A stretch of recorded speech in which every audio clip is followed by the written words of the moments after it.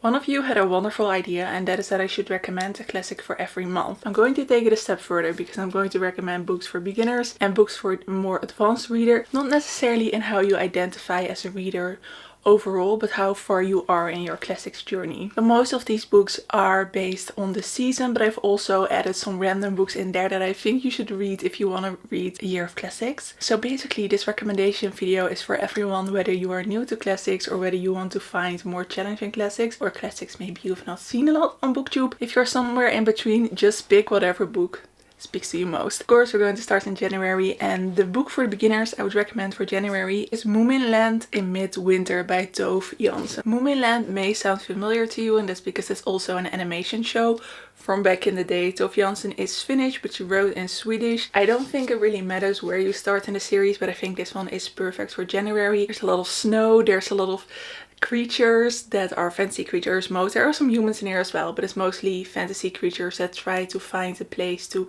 survive the winter. I love the cover of this as well, and I had such a wonderful, cute time with this. I think it's perfect for beginners. I think you could also read this together with children. For a more advanced reader, I'm also going to recommend a Scandinavian book. That's a Norwegian classic called Kristin Lavrensdatter by Sigrid Undset.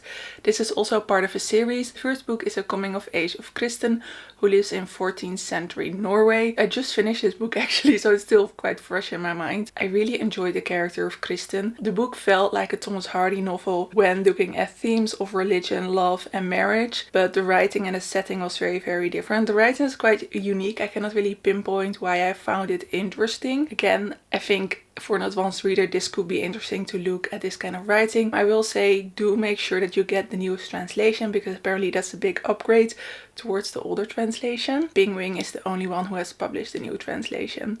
There is a book 2 and 3 in which Kristin grows up more. Book 1 starts at her early childhood towards her early adulthood. If you enjoy Thomas Hardy and you would like a different setting, so 14th century Norway and a different writing style, I would definitely recommend this one. There are similar content warnings as you would expect in a Thomas Hardy novel, so be aware of that before reading it. But for me this was a 4.5 star while just finishing it. Okay, we're staying in winter, going to February. February is of course the month of love, commercially speaking. So these two books do have romance in them, but they're also quite wintry. So for the beginners, this one is way more challenging than a January book.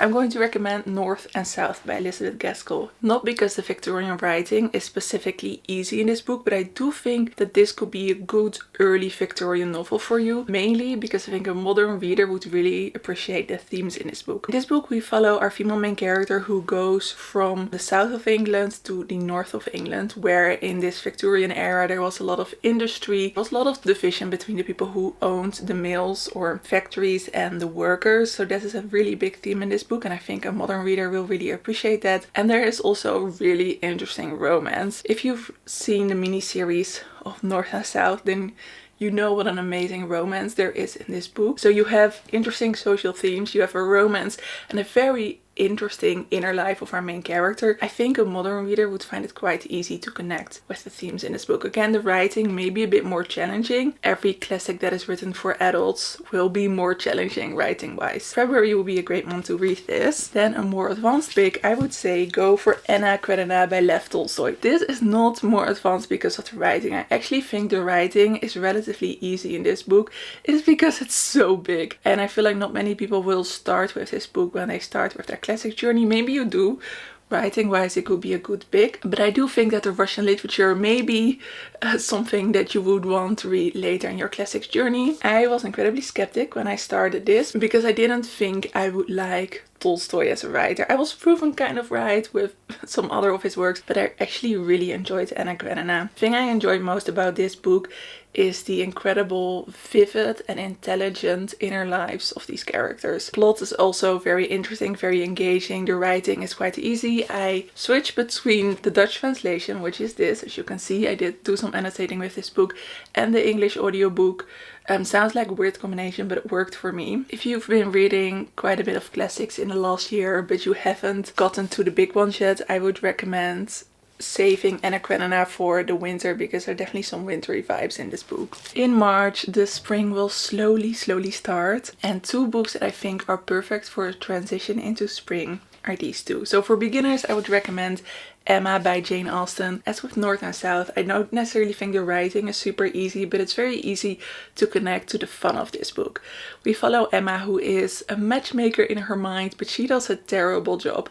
It's very funny, it's very witty. Characters are very easy to enjoy. The characters in this book are more there to bring you joy and comedy than they are to provide you with a very rich inner life. This book is a very good time. Don't really expect a fast-paced good time, because it's a book that you can take into bed and just have a wonderful 200 pages without too much happening, but it's so incredibly entertaining, and it does definitely have some spring vibes. For the more advanced reads, I'm going to recommend To the Lighthouse. This has a very spring feel as well. You could argue that it also feels a bit like summer, but I'm going to recommend it for March, late March to be specific. This book follows the Ramsay family at the Isle of Skye with a big group of guests, and their inner lives are amazing. The writing is challenging, it's a beautiful stream of consciousness. Just read it in March.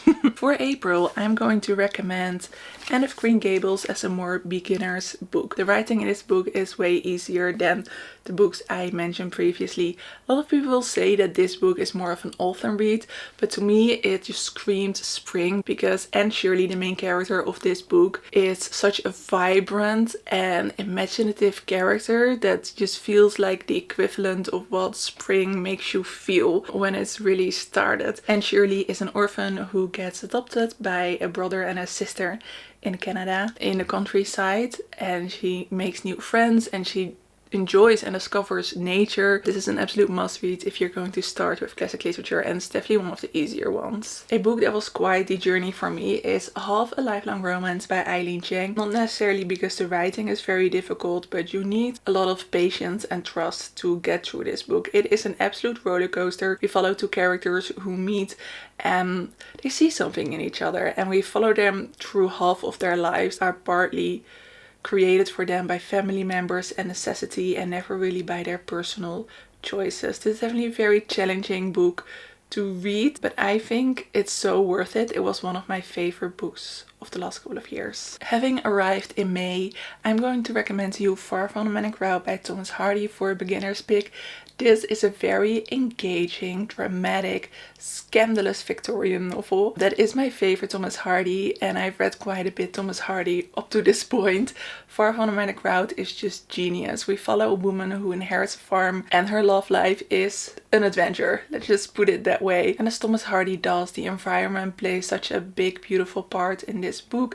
Therefore, it is a true spring read to me. Far from the Man Crowd has amazing characters that I still remember so vividly. Especially the main character, Bathsheba, is such a wonderful, complicated character. For a challenging read, I'm going to recommend The Street by Anne Petrie. This is not necessarily a seasonal read, but one that I feel like really belongs within this list. This is set in New York in the 1940s. We follow a single mother who tries to provide her son with a better outcome in life than she sees other black men around her having. At all costs, she tries to prevent her son becoming one of the misogynistic, violent men that she sees around her, and it is so complicated how that plays out. This book really explores in a fictional narrative what both misogyny and racism do to each other. I found this incredibly challenging because of the themes, but also because of the writing. This was quite a struggle to get through, but it was so good. It was so good. Definitely belongs on this list for a more advanced reader. Having arrived in June, I'm going to recommend you two books that you could read for Pride Month. When I talk about classics and queerness, I always want to give a content warning that these stories are not always from a place of pride, but from a place of inner turmoil. So they can be quite heavy to read, and do be sure to look up any content warnings before you get into this. A recommendation for a beginner would be The Color Purple by Alice Walker. This follows two sisters in rural Georgia of the early 20th century, and one of those sisters at some point has a queer relationship with another woman. I don't want to say too much about this book because you should read it and experience it yourself. It is very interesting but also controversial at parts, so I think it's good to read this book with a certain awareness of when it was written and a certain awareness of what the author was trying to do, and kind of try to experience this book. That's all I'm gonna say. And for a more advanced reader, this is purely more advanced because of the writing, because I found this one of the most challenging classics I've read in a while. And that is The Well of Loneliness by Radcliffe Hall. The main character feels out of place in her femininity, both in her sexuality and her gender identity. We follow her throughout her life as she makes different choices concerning those two topics. This is very challenging, heavy content warnings. Both the subject matter and the writing was very challenging in this book, but it's one of those queer classics that I think really has an important place within 20th century literature. Heading into summer, I want to recommend one of my favorite classics for beginners, and that is In the Time of the Butterflies by Julia Alvarez. This was written in the 90s. I want to call that a classic. If you don't, that's fine as well. But we follow the Mirabel sisters, who are based on true people. These 4 sisters lived in the 1940s, 50s. 3 of the sisters were murdered in 1960. It is set in the Dominican Republic, where there was a lot of political turmoil. These sisters are quite famous, the Mirabel sisters, and Julia Alvarez did such a wonderful job in giving them an inner life. The plot in this book is crazy and therefore very, very engaging. It's a very easy book to read, but it's definitely a staple, it's a classic, and it's, I think, such an important story to dive into. For a more challenging reader, I'm going to recommend Romola by George Eliot. This is set in Renaissance Florence in Italy, so that gives you a bit of a summer location. This is a typical Victorian novel, but set in Renaissance Italy. We follow Romola, who is in an unhappy marriage, and that starts to explode more and more throughout the novel. It is about her exploration of female friendships and female relationships. It's very interesting, and the setting, I'm not sure how much I enjoyed the setting, but it's fun to read something from Renaissance Italy. It's definitely written by a Victorian novelist, very clearly, so it's a little bit of both, and therefore it's challenging. If you've read some Victorian literature, I think it's also going to be fun to explore what parts are typically Victorian and don't really belong in the time period. We're still in summer and it's August. My next recommendation is also an Italian setting, and that is A Room with a View by Ian Forster. This is more of a beginner's classic. It's very thin, it's very beautifully written, it has a romance, it has different relationships, very slow plot. This is not the kind of book that you would read because you're looking for a crazy engaging plot, but more because you enjoy the characters. We follow our main character and her aunt, and they go to Italy on a vacation where they meet a few people, and their plans start to get derailed because of the people they meet. For a more advanced reader, I'm going to recommend a book from the 90s, and that is Autobiography of Red by Anne Carson. This is part myth, part non-fiction, part a slightly contemporary character based on said myth. It is experimental writing, it's genre bending, it's absolutely amazing. It explores good versus evil connected to sexuality. It's been a while since I read this, and it's hard to describe because it's such a complicated but beautiful book. The writing is very poetic. Thematically, it's mythical, intellectual, just something you should read as an advanced classic. September is both, I think, a most hated and a most beloved month. A lot of people love it when we slowly get into autumn, but it also feels like such a back to school moment, which I don't think anyone would love. And I think that's a good time to read a coming of age. So for a beginner's reader, I would recommend The Bell Jar by Sylvia Plath. This is such a famous feminist novel. We follow a main character, a girl, I think she's in her late teens, and she has a lot of mental health issues that we follow in quite a clear and straightforward manner. This book was easy to read and somehow it was a 5-star, even though it has quite problematic elements. And be aware of that. It's written in the 1960s in America and is written in the 1960s in America. So while the mental health aspect is very, very interesting in this book, combined with the part of feminism, other elements in this book are not so great. But I would still very much recommend reading it because it's such a staple in 20th century literature. Talking about 20th century literature, I want to recommend some poetry that I think is perfect to start the autumn with. And that is American Primitive by Mary Oliver. You could read another collection of Mary Oliver poems. Mary Oliver was a poet who wrote a lot about nature and the relationship people have with both animals and nature. American Primitive was, I believe, the collection that Mary Oliver won a lot of esteem with, and it's the only poetry collection of hers I've read, so that is why I'm recommending it here. But I think Mary Oliver would be a really great poet to slowly discover throughout the autumn. Right, it is October and we need to read something spooky. So for beginners, I'm going to recommend one of my favorite 20th century Gothic authors, and that is Shirley Jackson. We Have Always Lived in a Castle is a great way to begin with Shirley Jackson. The author was known for spooky homes. I'm just gonna say spooky homes. We've Always Lived in a Castle is about two sisters, and the sister that we follow, there's something off about her, there's something weird. We sympathize with her when things happen, but we also slowly start to realize that she's not the most reliable narrator and that she has some really dark parts to her. And then you slowly discover why it's just her and her sister. For a more advanced reader, I'm going to recommend a very famous book that you probably be very tempted to read as a beginner, but I don't think you should. That is Dracula by Bram Stoker. I think if you read this early in your classics journey, you're gonna be very bored. I found Dracula so much fun and so ridiculous because I understood the Victorian ridiculousness about it. Dracula is about what you know it is about. I don't really need to tell you a lot about the plot, but I think it's very important that you see that Dracula is supposed to be funny and it kind of takes the mickey out of Victorian customs and Victorian beliefs. I think I may have found it funnier than it was intended, but definitely wait until you've read some more Victorian literature until you go into this book. Otherwise, I think it's gonna be disappointing and not what you think Dracula is going to be. But if you have been put off by it because you just don't really enjoy any adaptations of Dracula, do read this book. It's gonna be so much fun if you get the subtext. November is still gothic and spooky season in my book, so I'm going to recommend both for beginners and a more advanced reader, Daphne du Maurier. She's one of my favorite authors, and if you are a beginner or if you want to read your first Daphne du Maurier, I'm going to recommend Rebecca. This is such a well-beloved and well-known classic for a good reason. It is that typical gothic feel. Rebecca is partly based on Jane Eyre, which I think is also a really good book to read in November. But we're sticking to Daphne du Maurier just now because they don't get enough love. Rebecca is about an unnamed narrator who marries a man and they go to his home after they get married. His first wife is called Rebecca, and slowly our narrator starts to get obsessed with who Rebecca was and what happened to Rebecca. It's amazing. If you've read a little bit more of this kind of genre and you want to read some backlist and you want to have some fun, I would recommend Frenchman's Creek.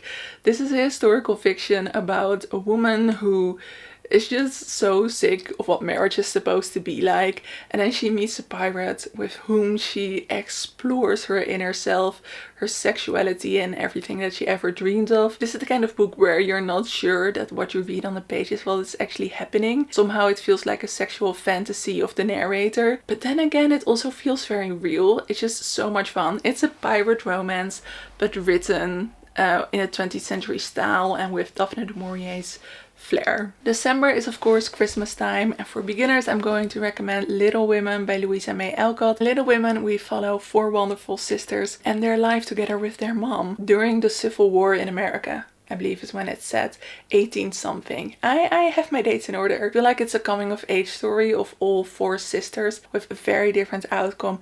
Some tragic, some hard-fought and some quite predictable. The core of this story is that any choice a woman makes about her future within the choices that are available are valid. And that is the message I really loved about this book. The moralistic tone in this book can be a bit much, but again, put it in a time and place and focus on the element I just mentioned and you'll have a wonderful, wonderful Christmas read. I want to say it's a Christmas read because it opens with Christmas, so therefore I think it's a perfect book to read in December. For a more advanced reader, I'm going to recommend Shakespeare in general because I think reading Shakespeare around Christmas is just a wonderful moment of silence in a crazy month. I'm going to recommend Hamnet because I found it one of the most challenging and best Shakespeare's. I don't think, do I need to tell you what Hamnet is about? No, I don't think I'm gonna tell you what Hamnet is about because I feel like you know, most people know what Hamnet is about. It's a history and a tragedy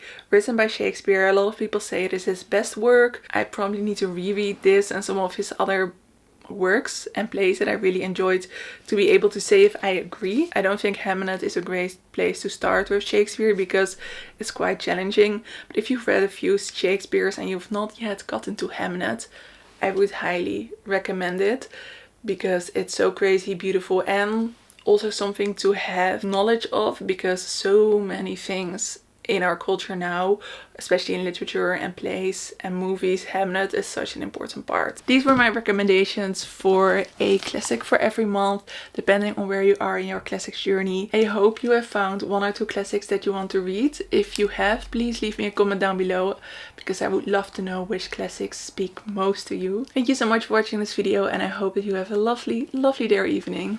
Doei!